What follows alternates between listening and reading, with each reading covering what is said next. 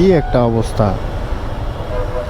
এখনই তো লাগাই দিছিল, পুরো চাপটা দিয়ে দিছিল, পাগল হয়ে যায় যাওয়ার জন্য। 6 জন মানুষকে নিচে নিয়ে তারপরে এত বড় রিস্কটা নিতেছে।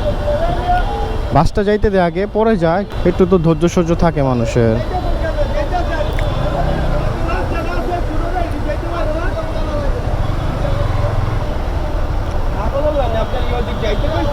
এই মিয়া, দোস্ত আপনারই, আবার কথা বলেন কেন? দোস্ত আপনারই, আপনি 5 জন মানুষ নিয়ে চিপাটাতে যাবেন, এই বাসটা আগে যাবে না? আপনার ছোট গাড়ি, আমি বলি আপনার গাড়ি ছোট গাড়ি, বড় গাড়ির অবশ্যই মাইনা চলতে হইবে আপনার। তাহলে ওনার শোনেন, ওনার নজর হচ্ছে কিন্তু সোজা, উনি কিন্তু এত দিকে খেয়াল রাখতে পারে না, এত বড় গাড়ি। আপনি চালান, দেখি কি পারেন।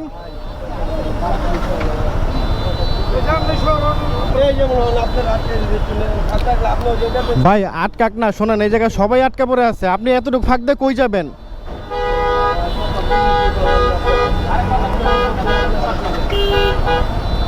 সবাই আটকা পড়ে আছে, আপনি এতটুকু ফাঁক দিয়ে একটু সামনে যাবেন, একটা গাড়ি সামনে যাবেন, রাস্তা তো ক্লিয়ার না সামনে, বলেন। শুধু শুধু কথা বলছে। আপনারা যে প্যাসেঞ্জার, আপনাদের তো জানের ক্ষতি হইতে, চাপটা বললে তো সবাই খাইতেন নাকি?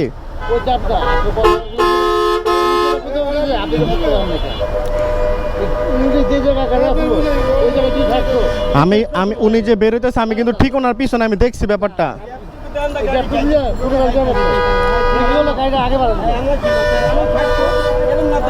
দুজন একসাথে টান দিচ্ছেন, ব্যাপারটা বুঝতে পারছেন? হ্যাঁ, এটাই কথা, এটাই সম্মান। আচ্ছা ভাই, মাপ চাইলাম, ওটা বাদ দেন, ঠিক আছে, বুঝতে পারছি।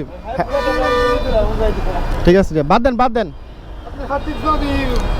উনি মানতেই রাজি না যে ওনার দোষ, উনি শুধু বাস ড্রাইভারের দোষ দিতেছে।